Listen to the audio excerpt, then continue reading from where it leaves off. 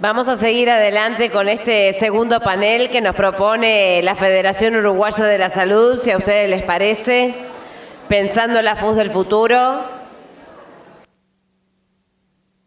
También, si les parece, vamos a invitar a la mesa principal de la Sala del Paraninfo a Ignacio Martínez para que suba a esta mesa, por favor. Invitamos al escritor y director del Departamento de Cultura del PIT-CNT, Ignacio Martínez, para que nos acompañe en la mesa principal.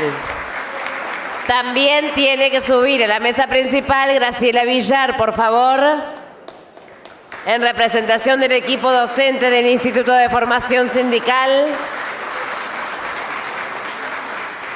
También, por favor, tiene que subir a la mesa Milton Castellano, director del Instituto Cuesta Duarte del PIT-CNT.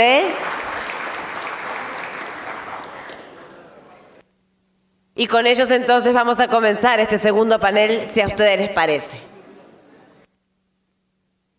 Quiero decirles esto: Graciela Villar es psicóloga social, como todos ustedes saben, y el que no lo sabe lo repasamos, militante política, es directora administrativa del Centro Educativo Selva Berzelli, en el año 2005 concejal vecinal en el municipio 3, presidenta de la Junta Departamental de Montevideo, y está en representación de este equipo docente que voy a empezar a detallar para que ustedes sepan quiénes lo conforman. El Instituto de Formación Sindical, su equipo docente es justamente Graciela Villar, Javier Teixeira, Master Training y Coach en el programa de Neurolingüística, Ignacio Martínez, escritor, dramaturgo, integrante de la Comisión de Cultura de la Central Sindical del PIT-CNT que nos acompaña, Pablo Darrocha, economista, docente de la Universidad de la República e integrante del Instituto Cuesta Duarte del PIT-CNT, y Violeta Lacayo, abogada, coordinadora del Programa Integral de Lucha contra la Violencia de Género del Instituto Nacional de Mujeres. También este equipo docente del Instituto de Formación Sindical está integrado por María José López, presidenta de la Fundación Enrique Barrios y responsable del Instituto de Formación Sindical. Vamos a darle la palabra a Ignacio Martínez, del Departamento de Cultura del PIT-CNT. Adelante. Buenos días, compañeras y compañeros. Sabrán disculpar por esta intervención que la hago por escrito, como lo suelo hacer. Ya anuncio que, lamentablemente, por razones de abuelitis, me voy a tener que ausentar porque, bueno, debo ir a buscar a alguna nietita dentro de un rato. Lo hago por escrito y para ser leída. Es que la escritura se inventó precisamente para preservar la memoria, para que las palabras no se olviden.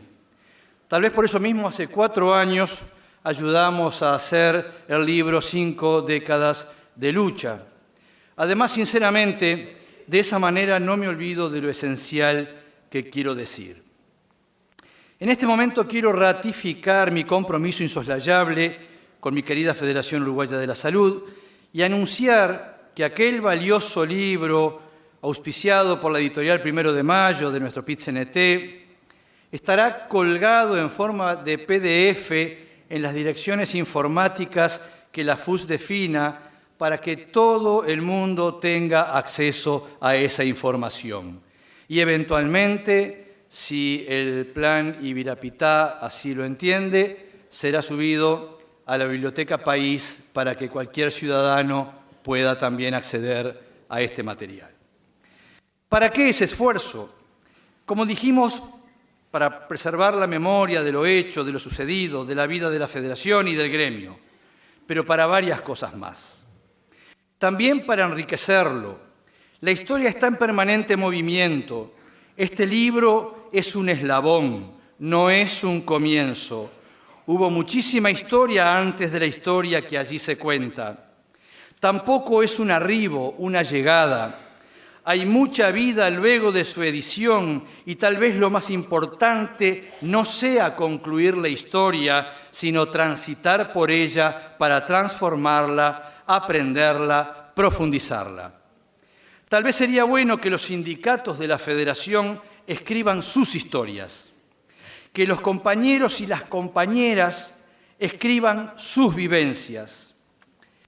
La historia de un gremio, como la de una nación, no se cuenta solo en un libro, sino en las vivencias de cada compañera y compañero, en cada tisanería, en cada enfermería, en cada servicio o administración o taller o bloque quirúrgico o CTI o maternidad o cocina.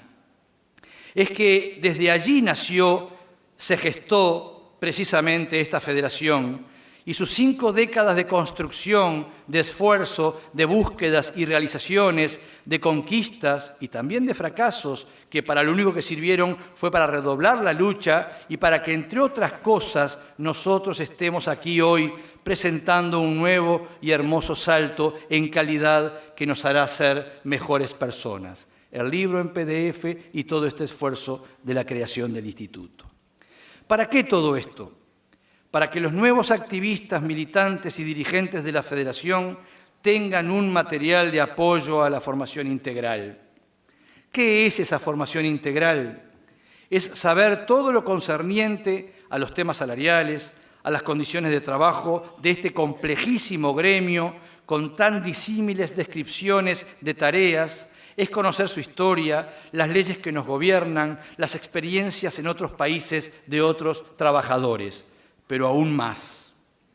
Este esfuerzo es para ser más y mejores, para regar los mejores valores de la solidaridad, de la sensibilidad por nuestros hermanos del mundo, por la vocación de servicio, por la profundización de la democracia y la participación. Pero aún más.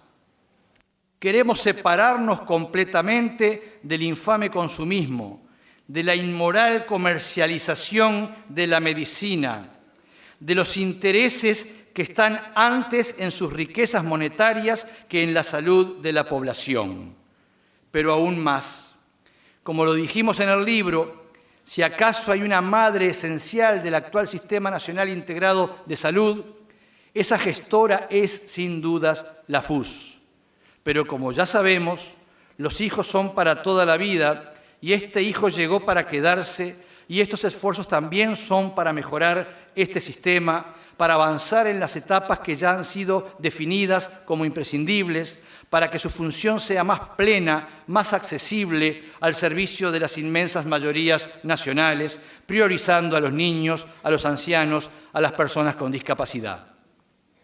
¿Para qué estos esfuerzos del Instituto de Formación Sindical? También para el crecimiento en cantidad y en calidad de la preparación profesional de los trabajadores. Un buen activista o dirigente sindical debe ser un excelente trabajador. Y el gremio crecerá con más y mejor enfermería, más y mejor personal paramédico, más y mejor administración, más y mejor personal de servicio, sobre todo en tiempos del sistema de cuidados, de programas de salud bucal o oftalmológica, en trabajos de políticas preventivas eficientes. Bienvenido entonces el formato en PDF que tendrá el libro 5 décadas de lucha. Larga vida al Instituto de Formación Sindical Enrique Barrios. Un pueblo sano es un pueblo libre, un pueblo educado y culto es un pueblo que sabe hacia dónde conducir su libertad. Gracias por invitarme a decir estas palabras y a ustedes por haberlas escuchado.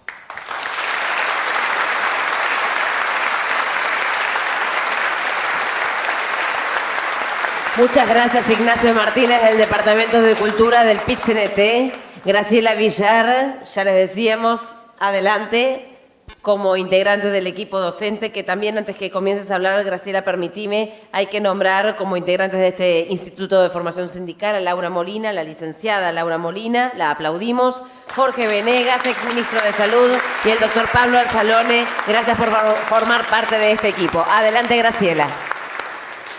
Bueno, muchas gracias por habernos invitado a participar en este proyecto que en realidad es la expresión material de una larga quimera de los trabajadores del sector salud privada.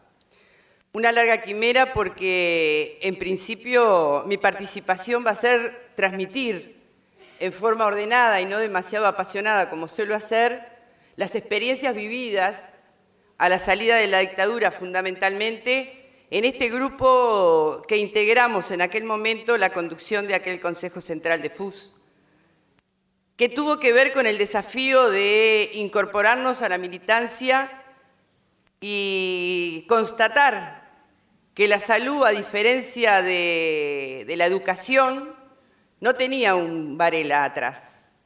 La salud no era un concepto que estuviera interiorizado en la gente, en la ciudadanía, como un derecho, y nos encontramos de pronto con una reconquista de la democracia en la que habíamos participado activamente y con un sistema que se caía a pedazos. Y el desafío fue doble: pelear por los puestos de trabajo, generar una lucha brutal porque nuestros compañeros, trabajadoras y trabajadores, no quedaran en la calle, en un momento de auge de la militancia y de la lucha, y con un gobierno que se asombraba cuando prendíamos las trompetas y salíamos a la calle. Y ahí se generaron gestas que deben ser sintetizadas y que tuvieron que ver con que por primera vez los trabajadores de la salud privada imponíamos al Estado la obligación de absorber a nuestros trabajadores del sector privado que tenían un solo trabajo. Y eso es algo para analizar en su profundidad. ¿Cómo y en qué contexto se logró? Y esas luchas que tuvieron que ver, y lo decía hace un ratito nuestro representante querido Enace, hoy los trabajadores de la salud pública están discutiendo el Estatuto Único del Trabajador de la Salud. Y yo quiero decir, sin que se considere que somos camiseteras, que el primer intento de un instituto y de un estatuto único de los trabajadores de la salud fue iniciativa de esta Federación Uruguaya de la Salud. Y perdimos con total éxito en aquel momento, porque también las condiciones históricas y la situación del país generaban un nivel de desigualdad muy grande entre los mismos trabajadores de sectores de distintos niveles de la salud con relación a la posibilidad de poder articularnos todos en un único estatuto. Condiciones que capaz que hoy, políticamente, frente a un sistema nacional integrado de salud, son otras.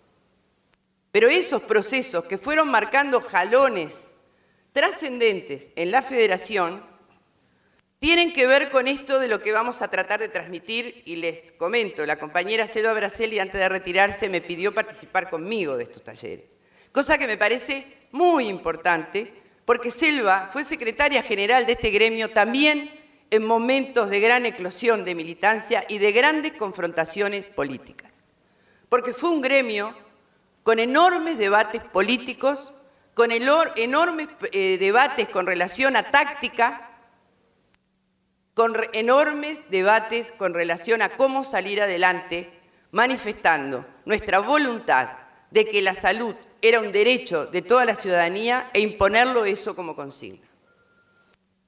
La lucha por una salud de todos fue la primer consigna con que la Federación se paró para rodearse de eso que entendíamos imprescindible, era la ciudadanía defendiendo su derecho a la salud.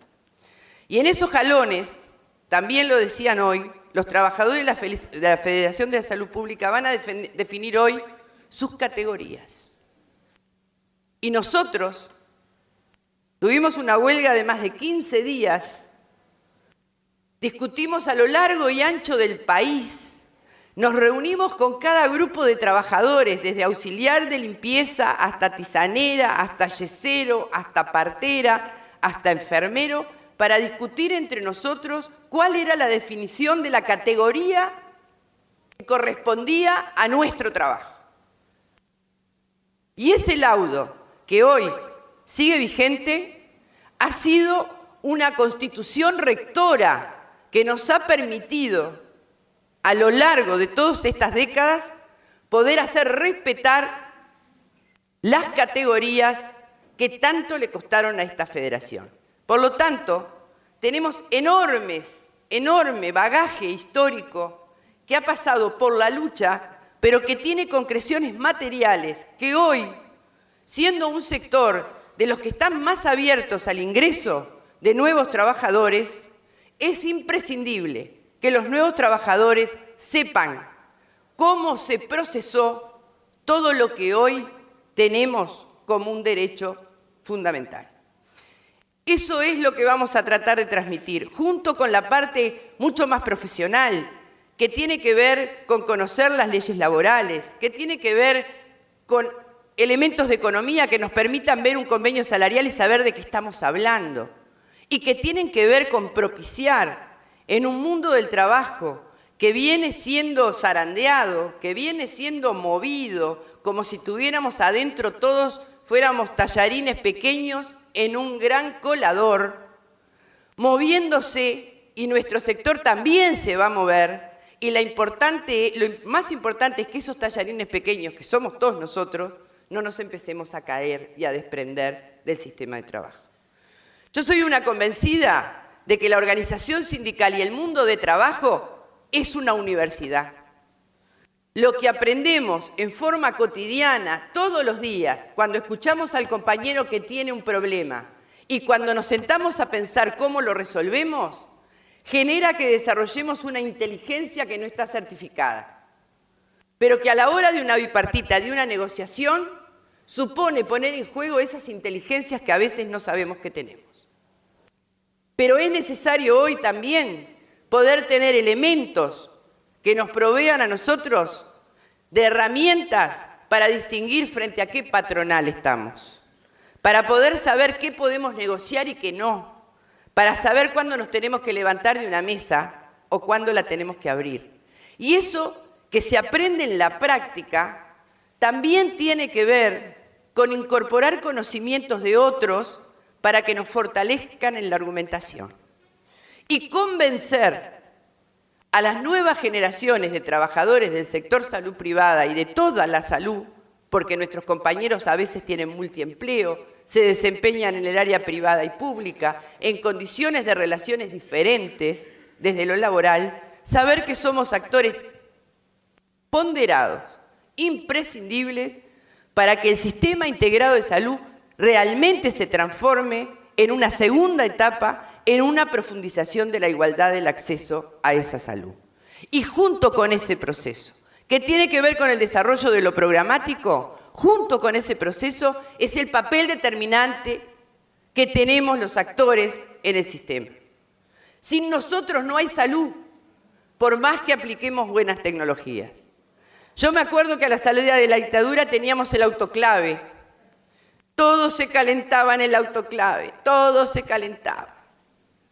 Todo se calentaba. Y teníamos excelentes enfermeras que no habían hecho un curso de enfermería nunca y que habían aprendido a inyectar pinchando una naranja.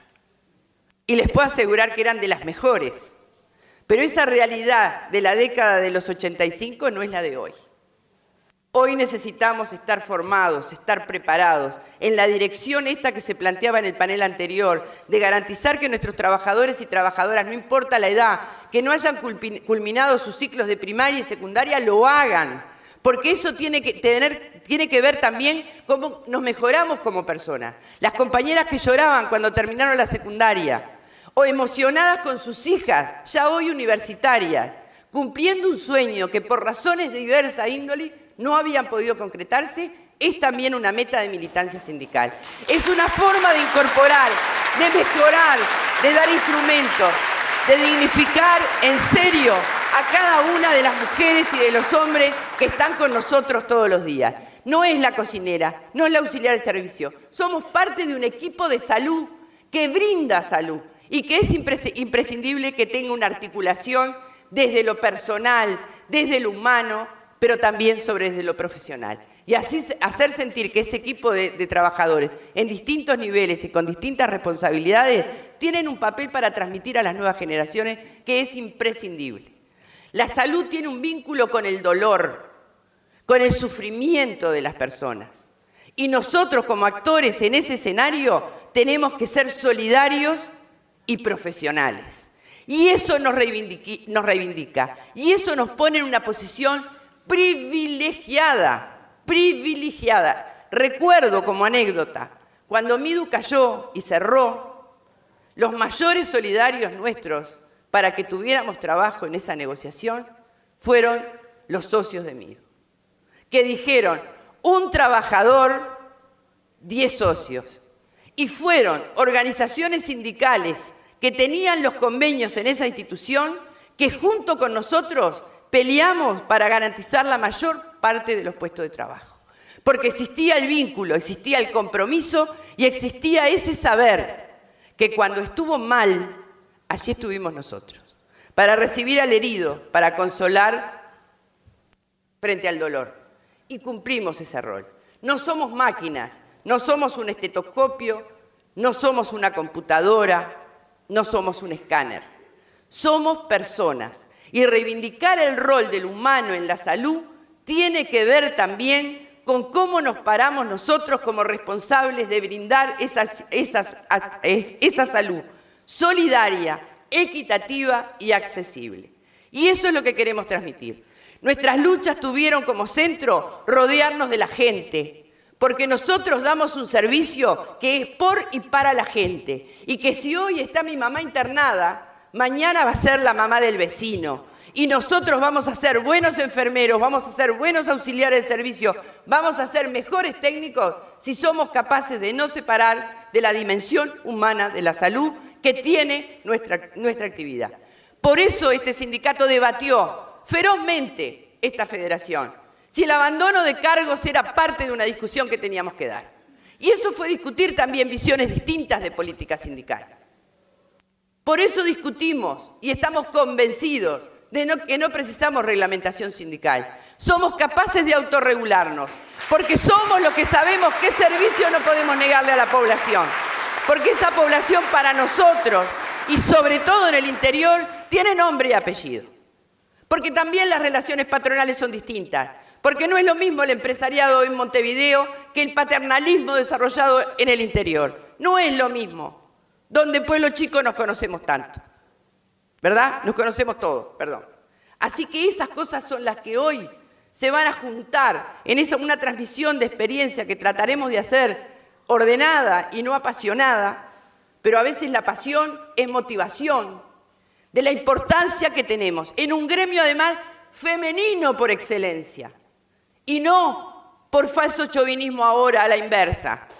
Somos mujeres acompañados de hombres que comparten la misma sensibilidad y en ese rol, nosotras tenemos que reivindicarnos también. Entonces, el cambio de roles masculino, como verán, mi compañero se tiene que ir a cuidar a su nieto.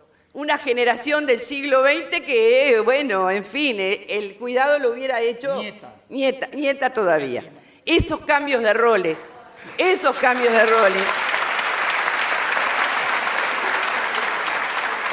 que tienen que ver con no exacerbar nuestra figura como mujeres, sino que tienen que ver con dignificarla, sobre la concepción de que somos feministas en tanto entendamos con claridad que pertenecemos a una clase que todavía sigue explotada. Además de nuestra condición de género, también son las condiciones laborales las que determinan una doble explotación. Entonces, compañeras, charlaremos de todo esto y ahora incorporaremos, compañeras y compañeros, porque yo creo que nuestros primeros aliados son los hombres. No hay transformación del patriarcado si los hombres no se nos suman a combatirla. Son nuestros primeros aliados. En ese contexto vamos a conversar de esto y de muchas cosas más. Y ojalá que esta experiencia acumulada por esta Federación Uruguaya de la Salud sea de utilidad para poder salir a conversar en cada rincón del país donde hay una trabajadora y un trabajador de la salud que no sabe esta historia, que esa historia es la que lleva en la mochila y que lo hace diferente. Salud entonces a la Federación Uruguaya de la Salud. Muchas gracias, Graciela Villar, en representación del equipo docente del Instituto de Formación Sindical. Y vamos a invitar a pasar, por favor, a Ernesto Murro, ministro de Trabajo y Seguridad Social.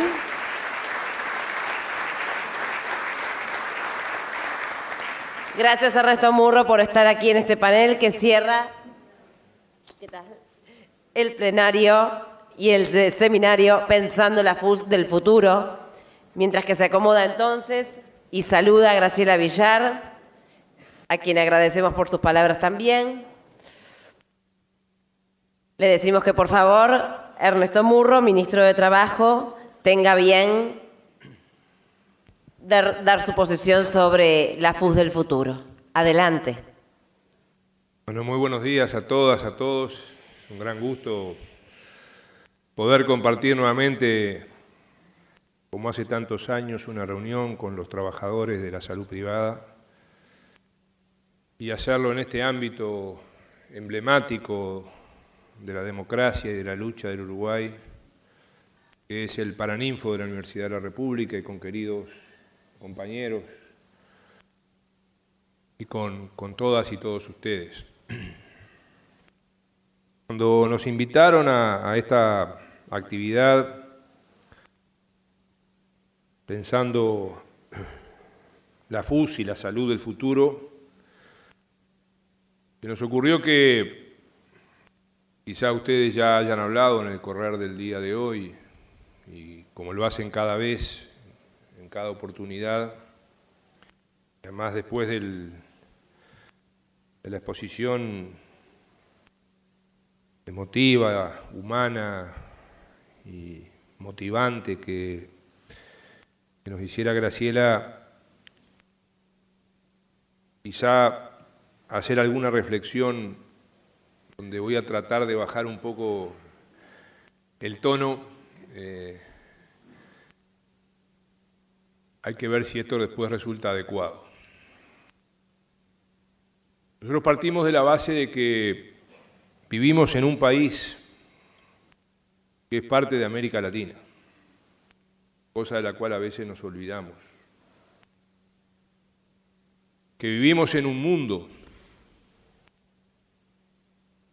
que somos solo un pequeño país de 3,5 millones de habitantes, país que produce, por ejemplo, alimentos para 10 veces más habitantes. Eso ya nos está marcando una cosa, que es que dependemos de lo que podamos exportar, y por eso nos hemos preocupado de llegar a comerciar con 140 países del mundo. Y vivimos un país que nosotros esta semana estamos celebrando la Semana de la Seguridad Social. Hace 7 años que lo venimos haciendo por una ley nacional que promovimos. Y cuando arrancamos eran muchos países los que celebraban la Semana de la Seguridad Social en América Latina. Hoy somos casi los únicos. Y Uruguay es primero en América Latina en protección social, en los principales indicadores.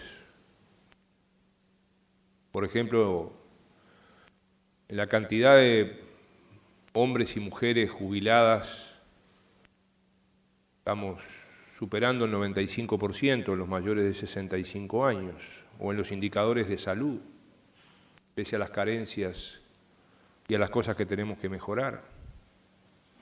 Y eso lo hemos hecho con estas cosas, con las cosas que yo le escuchaba recién a Graciela cuando llegué, o las cosas que habrán dicho otros compañeros, o me contaba el Fogata de pasada el brillante discurso del querido Luis Iguiní, y de otros tantos compañeros que estuvieron acá, y seguramente, no sé si Milton ya habló, bueno, o cosas que Milton va a decir.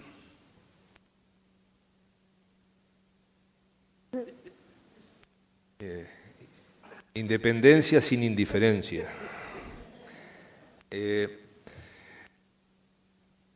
Pero nos estamos quedando solos. Uruguay se está quedando solo. Y esto no es un tema menor. El año pasado, en la conferencia de la OIT, ahora en junio es la próxima, se celebran los 100 años de la OIT este año. El año pasado fuimos el único país, el único gobierno de América Latina que alzó su voz, y vaya que nos costó, en consecuencias, contra la reforma laboral en Brasil. Uruguay fue el único país, el único gobierno que hizo eso. Y yo creo que estamos en el riesgo del retroceso, que hemos dicho el riesgo del retroceso. Un mundo que camina cada vez más impulsado porque eso es buen negocio hacia el individualismo, hacia el consumismo, el inmediatismo, el arreglate como puedas. Y nosotros queremos, con nuestros errores, sin duda, con nuestras metidas de pata, sin duda, caminar por el lado de que el Estado sea fuerte, que tengamos solidaridad, que tengamos un sistema de salud, que tengamos un sistema de protección social, que tengamos un sistema de cuidados, y eso está yendo a contrapelo del mundo.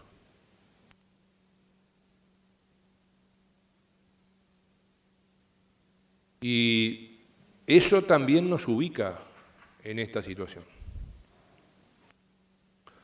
Cuando hablamos de salud, por ejemplo, y seguramente ustedes habrán hablado y lo harán, y está bien, todo lo que nos falta, todas las cosas que tenemos que mejorar en accesibilidad, en humanidad, en mejora de la calidad. Pero si no hubiéramos hecho la reforma del 2008, hoy no tendríamos un sistema de salud donde, según todas las estadísticas de los organismos internacionales, somos el país primero en América Latina en sistema de salud, con todas las carencias que podemos señalar. Y en ese proceso podemos decir lo mismo de otras cosas, pero ese sistema de salud que diseñamos donde los que ganamos más aportamos un porcentaje de nuestro salario o de nuestra jubilación para que los que ganan menos puedan también tener derecho a elegir si se atienden en la salud pública, en las mutualistas, en instituciones de asistencia médica o donde quieran atenderse. Y eso es solidaridad.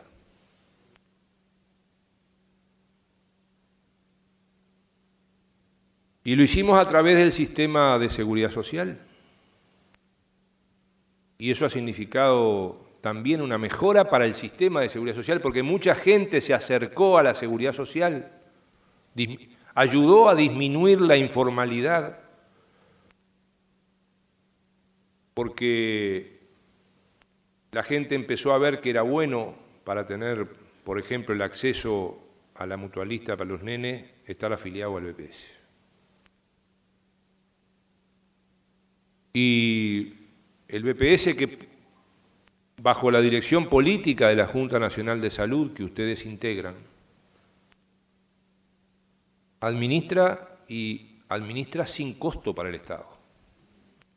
No creamos otro organismo para administrar el sistema de salud. Y ahí eso, junto a las cosas que hicimos, nos permitió pasar en el seguro de salud de los 700.000 que teníamos en el viejo DICE a los 2,5 millones que tenemos hoy.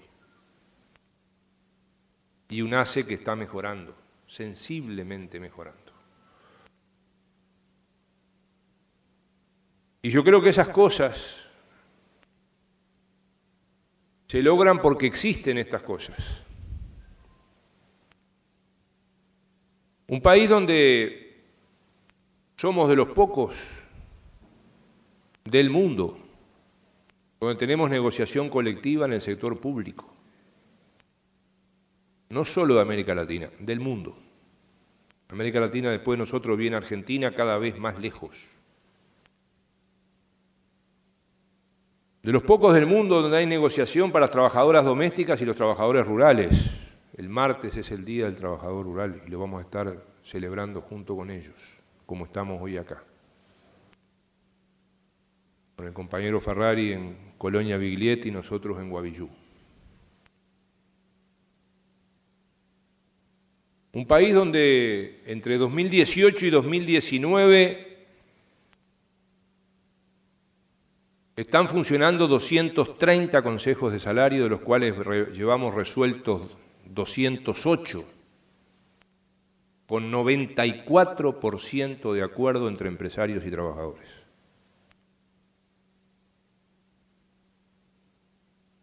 Y hay quienes están queriendo decir consejo de salario sí, pero.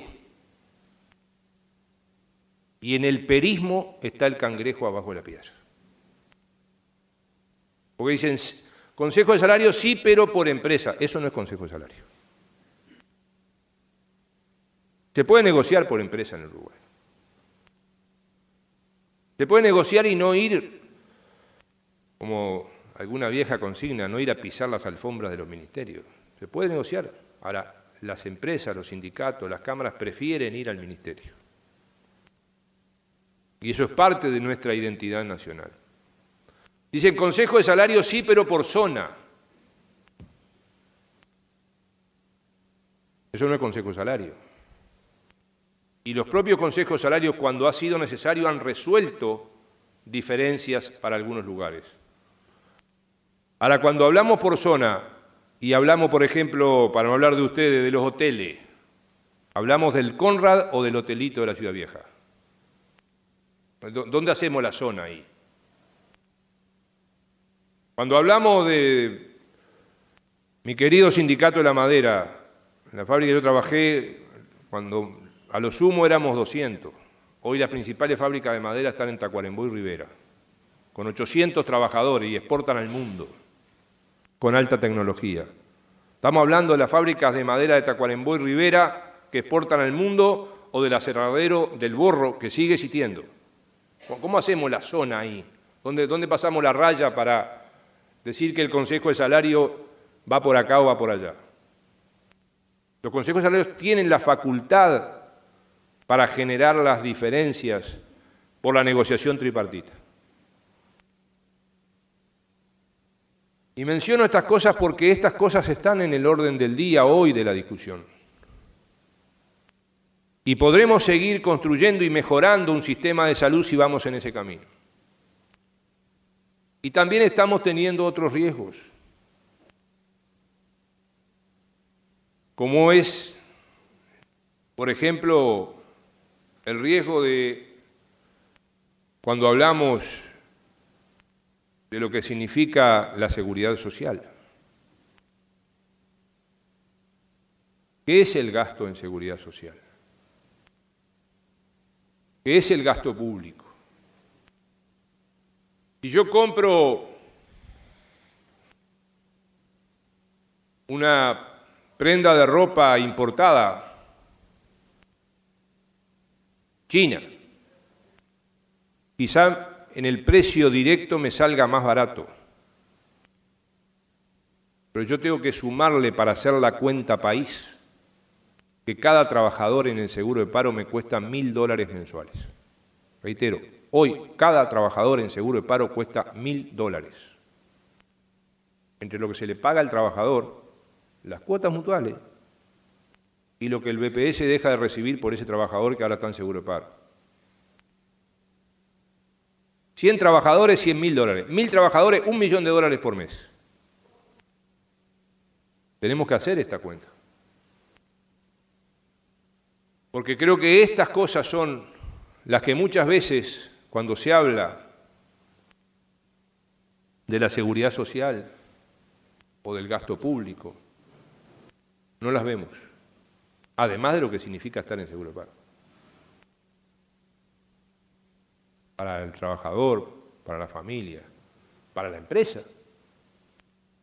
Y creo que estas cosas también tenemos que verlas en estas perspectivas de futuro. Si no hubiéramos construido el sistema de salud, si no hubiéramos hecho la reforma tributaria, si no hubiéramos hecho las reformas de la seguridad social, esas que hicimos en 2009, en 2013, en 2018, porque compañeras, compañeros, por la reforma del 2009 en seguridad social, hoy tenemos 60.000 mujeres que no se hubieran jubilado si no lo hubiéramos hecho. 30.000 de ellas no se jubilaban nunca y estarían sin trabajo y sin jubilación a esta altura.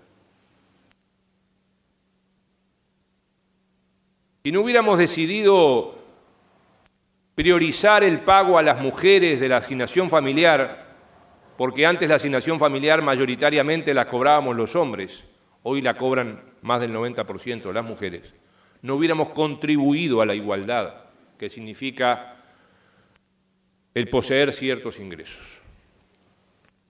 Si no hubiéramos reformado la ley de maternidad, paternidad y medio horario de trabajo en el 2013, no hubiéramos dado los avances que hemos dado en este camino hacia la igualdad de oportunidades de las mujeres para que puedan trabajar. Porque estamos teniendo una contradicción. Fíjense ustedes, somos de los únicos países de América Latina y del mundo donde desde el 2008 y el 2011 tenemos un mayor crecimiento de la formalización de las mujeres en el BPS que de los hombres. Y eso es algo que debe reconfortarnos. Tenemos que desde el 2012 se jubilan más mujeres que hombres. Antes las mujeres eran pensionistas y los hombres éramos jubilados mayoritariamente. Hoy tenemos que se vienen jubilando más mujeres que hombres y esto es un paso en la igualdad. Ahora nosotros creemos que todo esto está en riesgo de retroceso. Con cosas que se dicen que se van a hacer y cosas que no van a decir que van a hacer. Y acá vuelvo al tema de los consejos de salarios, que para nosotros, para nuestro gobierno, para nuestro Frente Amplio es una señal de identidad ideológica. La negociación colectiva y los consejos de salarios en este país. Porque recordemos, ustedes fueron de los pocos que tuvieron negociación durante ese tiempo, pero que entre 1992 y 2005 no hubo consejos de salarios en el Uruguay. ¿Y qué pasó cuando no hubo consejos de salarios en el Uruguay? Cayeron los salarios y cayeron las jubilaciones y las pensiones. Y cuando hay consejos de salarios, mejoran los salarios, como han mejorado en estos 14 años los salarios y las pensiones y las jubilaciones un 55% más que los precios.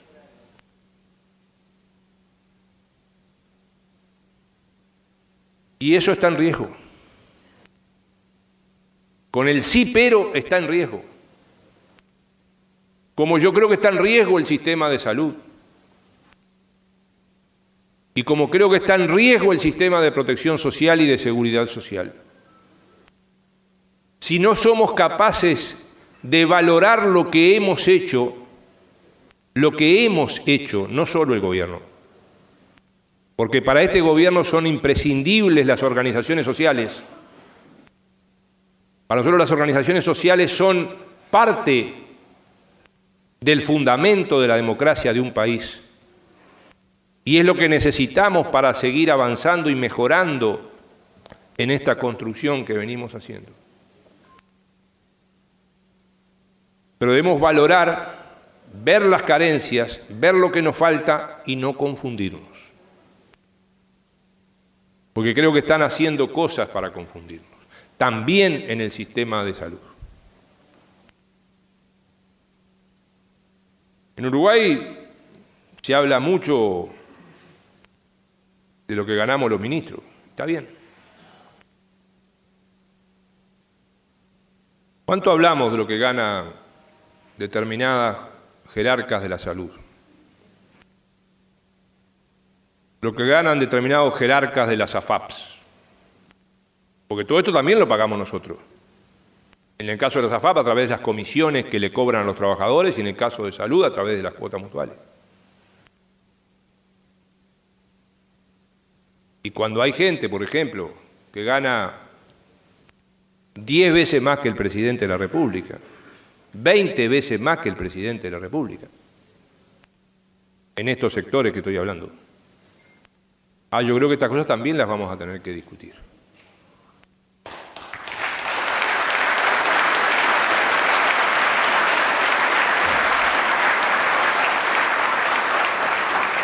Porque en este proceso, creo que tenemos que ver ante estos riesgos y ante esta soledad. Hoy, cuando vamos a discutir si Uruguay va a estar o no va a estar ahora en junio, dentro de un mes y medio, en la lista negra de los países acusados supuestamente de violar derechos gremiales, empresariales, y seguramente nos van a querer llevar a esa lista. ¿Por qué? Porque Uruguay, para la derecha empresarial y la derecha política nacional e internacional, es un peligro. Porque que seamos capaces de hacer estas cosas, o el acto que hicimos ayer, o el acto que hicimos esta mañana en el Ministerio Tripartito sobre salud laboral,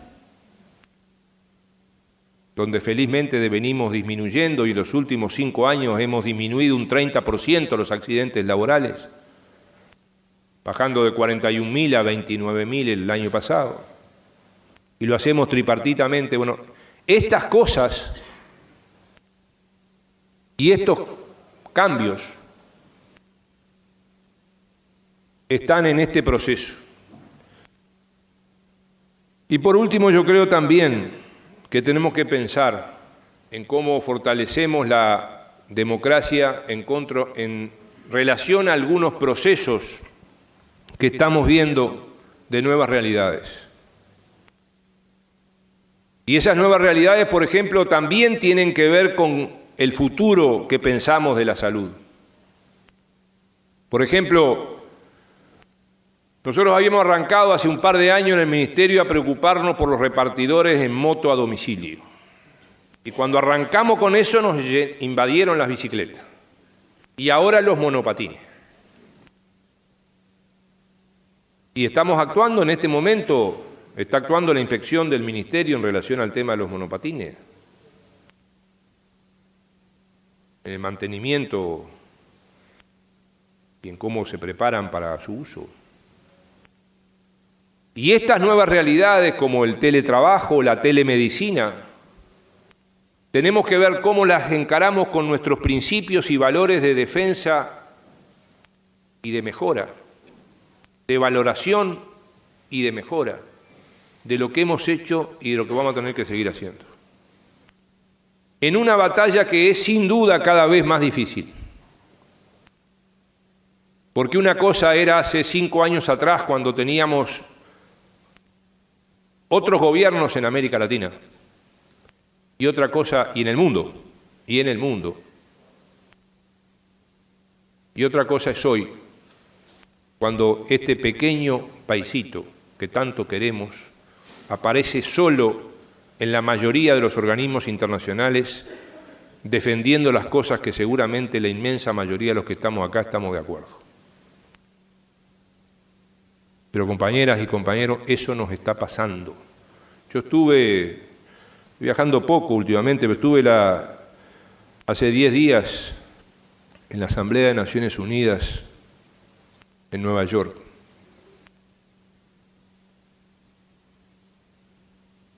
Hablaron cerca de 100 países. Era muy triste escuchar algunas realidades. Pero era mucho más triste escuchar a algunos gobernantes decir lo que pensaban hacer ante esas realidades.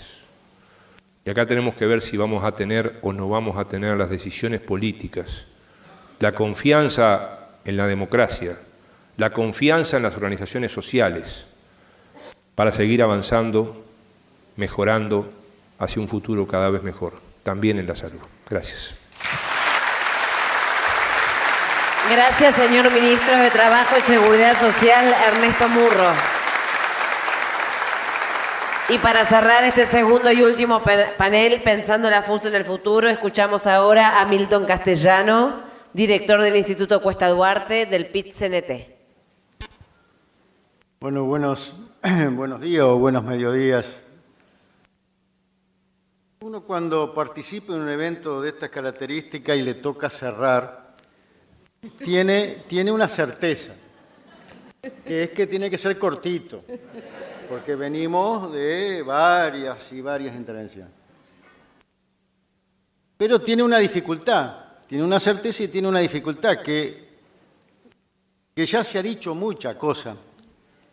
Y uno tampoco quiere caer, es decir, que ustedes tengan que soportar la repetición ya de planteos que se hicieron, cuando ya además han sido planteos muy calificados de dos paneles con compañeros de mucha trayectoria y también muy especialistas en dirigirse a auditorios.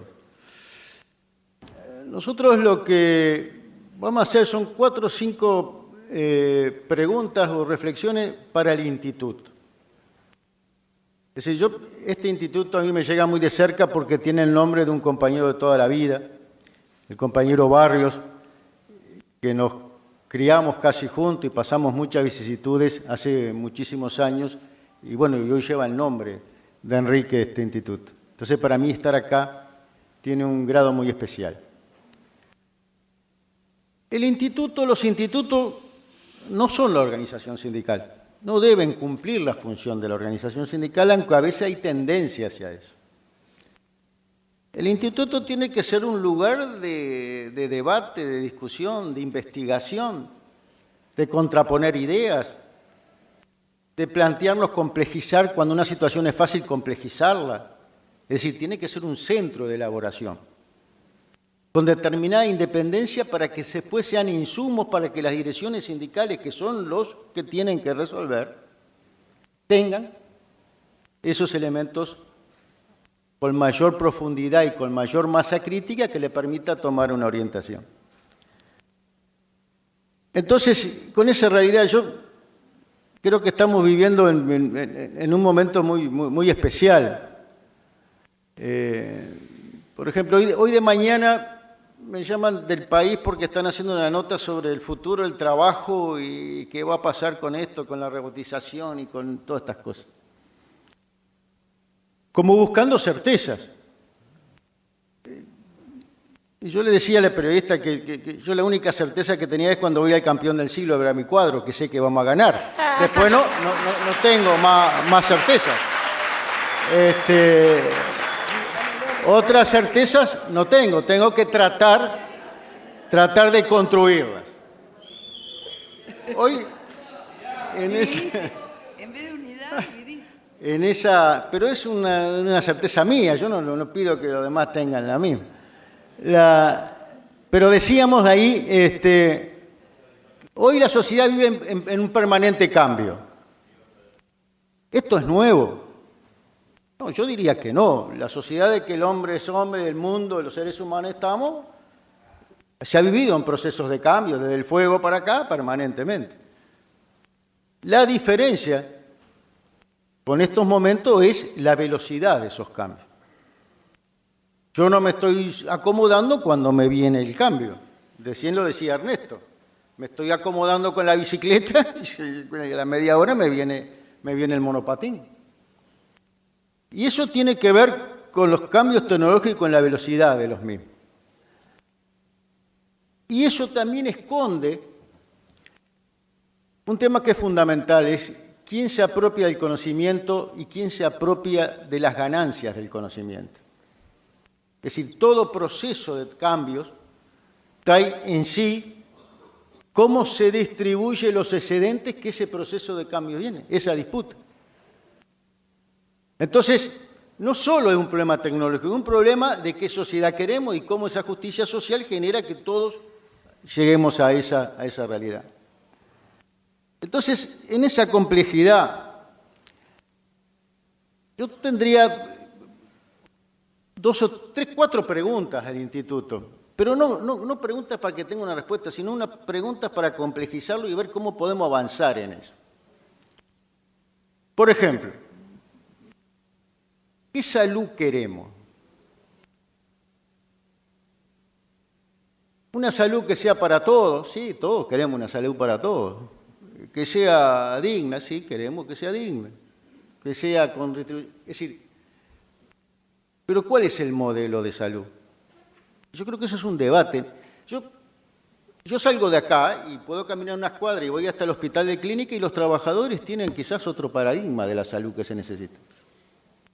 Y si camino otras cuadras y me voy para la Federación de Salud Pública, que también son trabajadores de salud, me dicen que hay otro modelo. En algunos casos que es estatista, que el otro es esto. Es decir, la discusión del paradigma de qué salud queremos en qué sociedad es fundamental.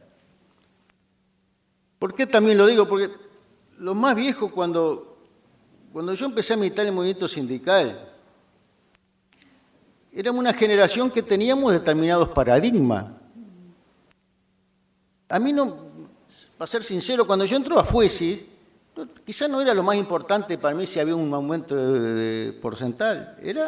Yo quería hacer la revolución.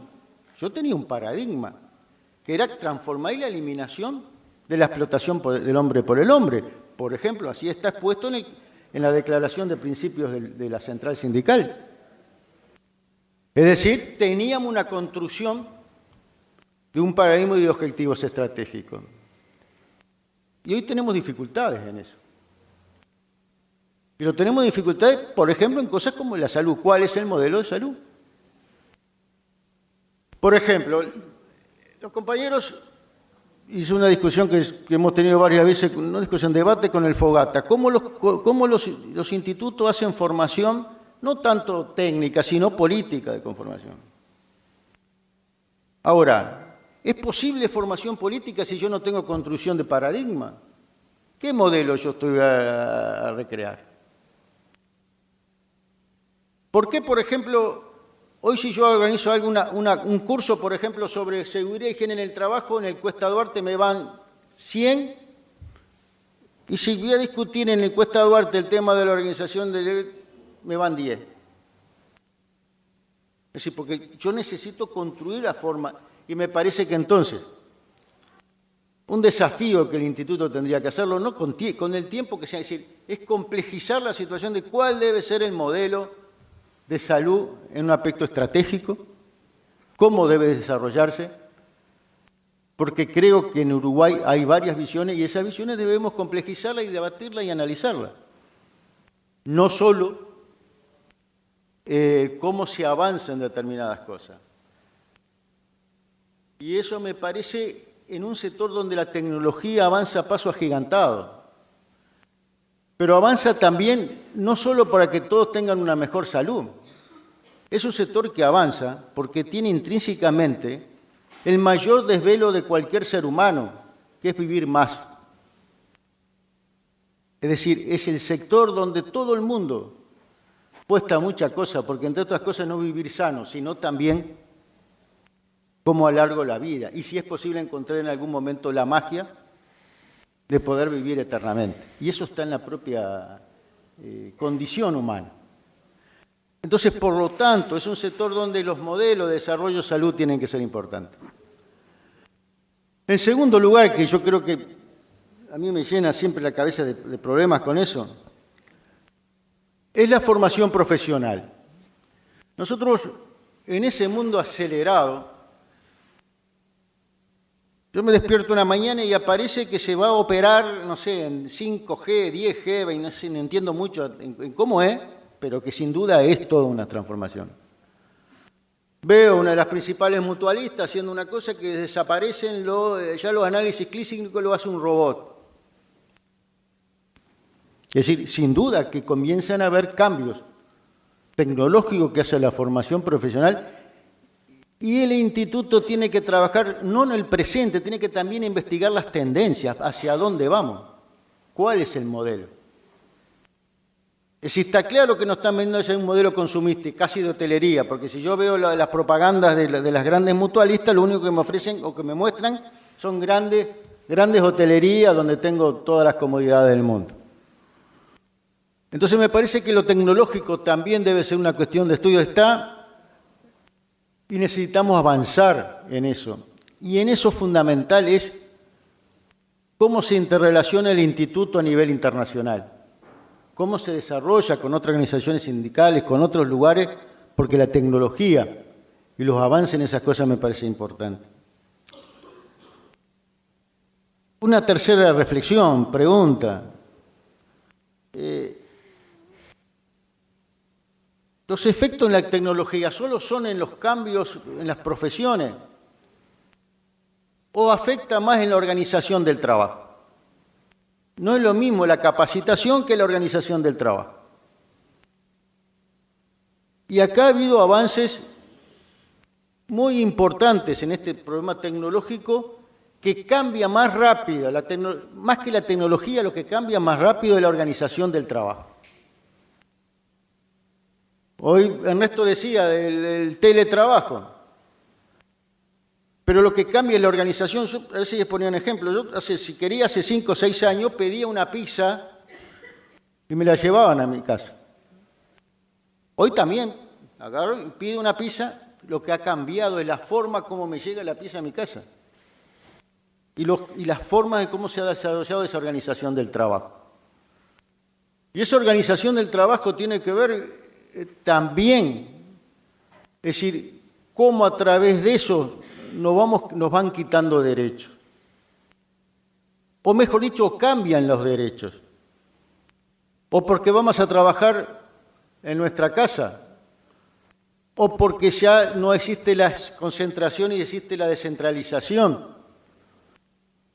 Entonces, me parece que un instituto tiene que estar permanentemente dándole la información, pero fundamentalmente la masa crítica, el conocimiento de los cambios de la organización del trabajo.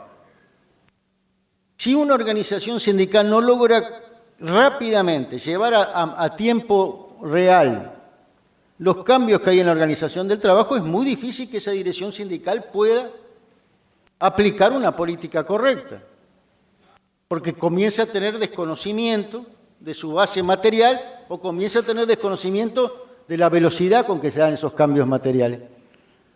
Entonces me parece que investigar y desarrollar, junto a la formación profesional, los cambios en la organización del trabajo, que algunos son invisibles, no nos damos cuenta, y a otros con otras velocidades, cuando estamos estudiando una cosa ya nos pasó, como decía Ernesto hace un rato.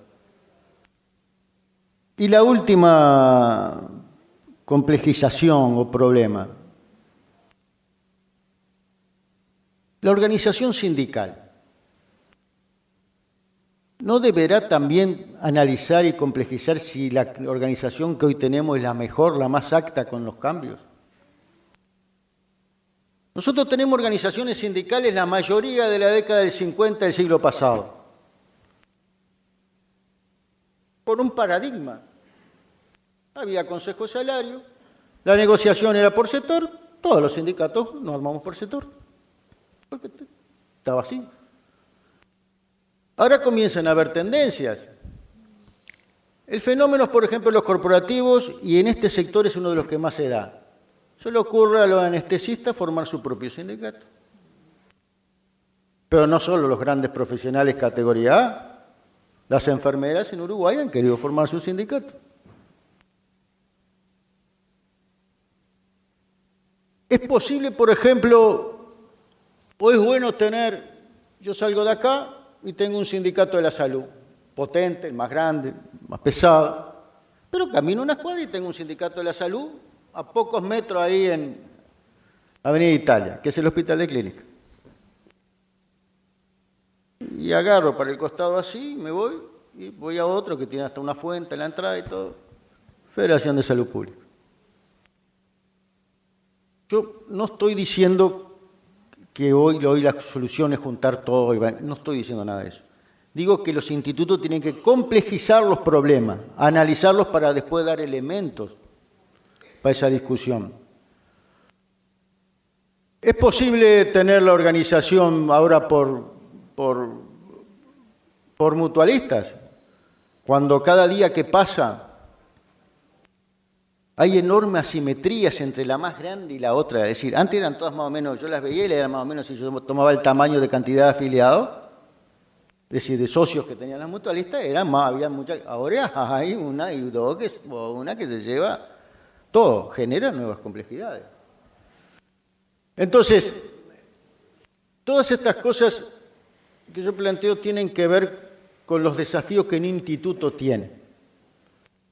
Los institutos deberían estar dentro de sus posibilidades, no es fácil decirlo y después hacerlo, deberían estar un paso adelante que la organización sindical en la elaboración.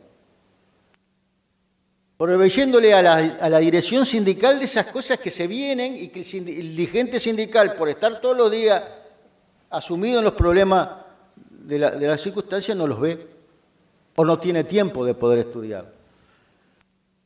Naturalmente que lo que yo estoy diciendo, comparado, por ejemplo, con lo que decía Ernesto o Graciela, es decir, este año hay cosas decisivas que se nos va la vida si hay que resolverlas. Y este loco suelto viene a hablarnos del futuro, un montón de cosas. Ni una cosa ni la otra, es cómo podemos dotar. Entonces, si nos damos la herramienta de tener un instituto de esto, de tener la capacidad que tiene, el hermoso local que tiene, el plantel de técnicos que tiene, bueno, ponernos algunos desafíos. Y termino con la necesidad de que los institutos del movimiento sindical hagamos sinergia, hagamos complementación. Porque está el Instituto de Barrios, pero hay varios sindicatos que tienen institutos y existe el Cuesta Duarte. Entonces nosotros necesitamos también hacer políticas de sinergia, de juntarnos y avanzar en eso. Por eso no los quiero aburrir más, solo sigo teniendo una sola certeza, lo otro hay que construirlo. Gracias. Gracias, Milton Castellanos, director del Instituto Cuesta Duarte del PIT-CNT, por cerrar este segundo y último panel, Pensando la FUS del Futuro. Le agradecemos a todos, por supuesto, por estar en este encuentro organizado por la Federación Uruguaya de la Salud, por esta formación sindical permanente, que es lo que propone la FUS. Los invitamos a compartir un lunch muy importante afuera, a la salida de esta sala. Gracias.